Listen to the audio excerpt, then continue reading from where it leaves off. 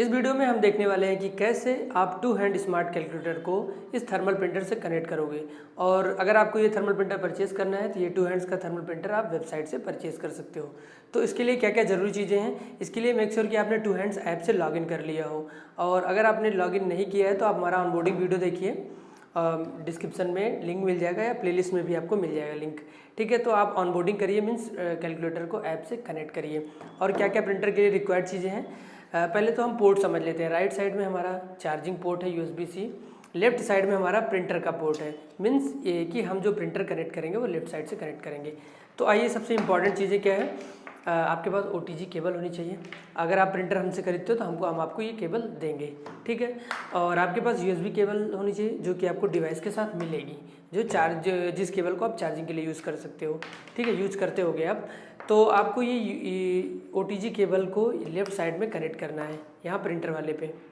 Make sure कि OTG cable calculator में ही connect हो, ठीक है, और प्रिंटर वाले साइड पे। और दूसरा, हम USB केबल को कनेक्ट करेंगे इसमें। फिर उसके बाद हमारा ये जो प्रिंटर का केबल है, ये हमारा जो ये केबल है ये प्रिंटर में कनेक्ट कर देंगे। हाँ, ओके। तो हमारा, मैंने प्रिंटर ऑन किया है, प्रिंटर यहाँ ऑन भी है, आप देख सकते हो, ऑन है ऑलरेडी, ठीक है। तो अब आते हैं यहाँ पे, मेनू में आइए, यहाँ पे आइए कनेक्ट डिवाइस पे। यहाँ पे आपका ये प्रिंटर का साइज़ क्या है, 2 इंच।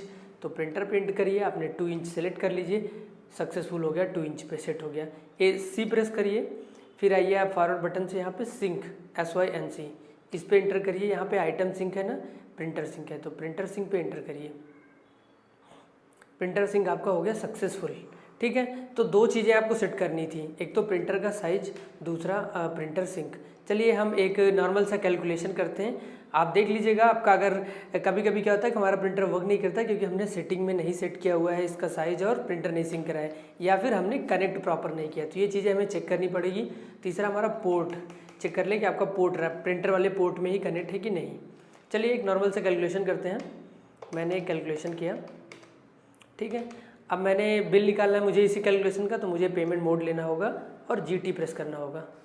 अब देख सकते हैं कि आपका हमारा बिल जनरेट हो गया। ये तो हमने ये जो नॉर्मल कैलकुलेशन किया था उसका बिल आ गया। और ये QR है, QR वाला वीडियो मैंने बनाया है कि बिल में कैसे QR आता है, तो उसको आप देख सकते हो। ये QR कस्टमर स्कैन करके पेमेंट कर सकता है, ठीक है। अब ये जो आपने किया है, अब इसको आप एंटर करोगे तो ये ट्रांजेक्शन आपका ऐप में सिंक हो जाएगा। चलिए, ये हमने एक देखा कि नॉर्मल डिजिट का प्रिंट आप कैसे निकाल सकते हो। अब हम अगला देखेंगे कि आप जो इन्वेंट्री बनाते हो उसका आप कैसे बिल निकालोगे। इसके लिए आपको क्या करना पड़ेगा, टू हैंड्स ऐप ओपन करिए। टू हैंड्स ऐप में इन्वेंट्री सेक्शन में आइए, ठीक है। इन्वेंट्री सेक्शन में जैसे कि आप देखोगे यहाँ पे 3-4 इन्वेंट्री मैंने ऑलरेडी ऐड की हुई है। एक मिनट, मैं थोड़ा बैक किया, मैं इन्वेंट्री ओपन किया, ये मेरी इन्वेंट्री ओपन हो गई, साल्ट, राइस, ग्राम, माउस, ठीक है। मैंने ऐसे एक टेस्टिंग के लिए इन्वेंट्री ऐड की, एक इन्वेंट्री ऐड करके आपको दिखाता भी हूँ। मान लीजिए मैंने एक इन्वेंट्री ऐड की है पेन की, ठीक है। तो पेन की यूनिट क्या होगी, नंबर्स में इसको बेचूंगा, यूनिट सेलेक्ट कर लिया। SKU ID मैं ऑटो असाइन कर दे रहा हूँ। यहाँ पे मैं अपने मन से भी SKU ID लिख सकता हूँ, तो मैंने ऑटो असाइन कर दिया, तो वो SKU ID मुझे असाइन कर दिया।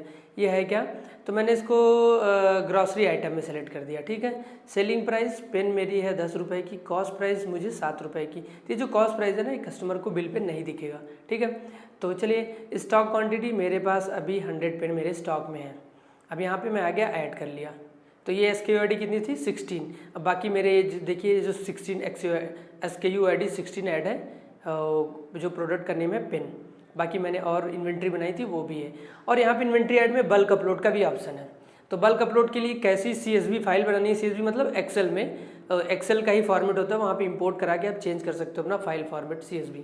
तो यहाँ पे आप डाउनलोड सैम्पल, तो यहाँ पे आप सैंपल पे क्लिक करके डाउनलोड करके आप फॉर्मेट देख सकते हो कि कैसे आपको फाइल बनानी है। फिर बल्क अपलोड पे क्लिक करके आप अपनी बल्क अपलोड की सीट अपलोड कर सकते हो, ठीक है। तो मैंने अभी मैनुअली बनाया हुआ है अपनी इन्वेंट्री, ये यहाँ पे इन्वेंट्री ऐड की है। तो चलिए इस इन्वेंट्री को कैसे अपने बिल के ऊपर दिखाएं, ठीक है। तो इसके लिए फिर से आपको एक बार आना पड़ेगा मेनू में, सिंक में आइए। अब क्या करना है आपको, आइटम सिंक, तो मैंने यहाँ पे आइटम सिंक पे क्लिक कर दिया।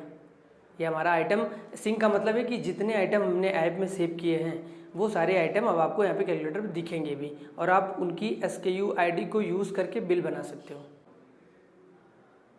तो हमारा अभी ये सिंकिंग सक्सेसफुल हो गया है। तो चलिए हम बिलिंग मोड में आते हैं। बिलिंग मोड के लिए आपको यहाँ पे सेल्स बटन प्रेस करना पड़ेगा। आप बिलिंग मोड में आ गए। अब आपने जो इन्वेंट्रीज बनाई है अगर यहाँ पे आप MRC बटन प्रेस करके यहाँ पे आप बिलिंग मोड में आके MRC बटन प्रेस करिए। अपनी इन्वेंट्रीज को आप देख सकते हो यहाँ पे, अगर आपने SKU ID भूल गए हो तो चलिए हम कुछ यहाँ पे बनाते हैं। एक लेते हैं, जैसे हमारा ID 12 है, 13, 14। तो मैं आया सी पे, यहाँ पे मैंने 12 किया, मैंने क्वांटिटी सेलेक्ट की, सॉरी मैंने हमें यहाँ पे 12 लिखना था, राइट। करेक्ट से हम डिलीट कर सकते हैं। तो मुझे यहाँ पे 12 लिखना है। क्वांटिटी मैंने 9 सेल की है। प्राइस और नेम वो ऑटोमेटिक फेच कर लिया, नेम भी और प्राइस भी। 13 × 9 क्वांटिटी है, मैंने इंटर किया।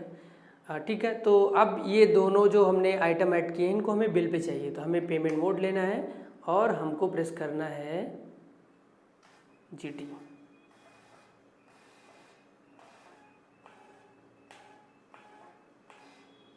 तो यहाँ पे देख सकते हैं आपने जो दोनों आइटम के नेम लिखे थे आपने, यहाँ पे आपका आ गया, साल्ट भी आ गया, आपका राइस भी आ गया, क्वांटिटी, रेट, अमाउंट, तीनों चीज़ आ गई। यहाँ पे cash, total amount, payment mode आपने कैश लिया था तो कैश में, क्यों ये कस्टमर इस QR को स्कैन करके आपको पेमेंट भी कर सकता है।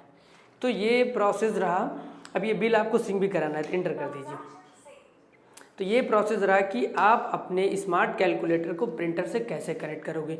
ध्यान रखना है यहाँ पे 2-3 चीज़ें जो मैंने आपको स्टार्टिंग में बताया था कि कौन सी केबल कहाँ पे पहले कनेक्ट करना है, तो वो चीज़ें आपको ध्यान रखनी है।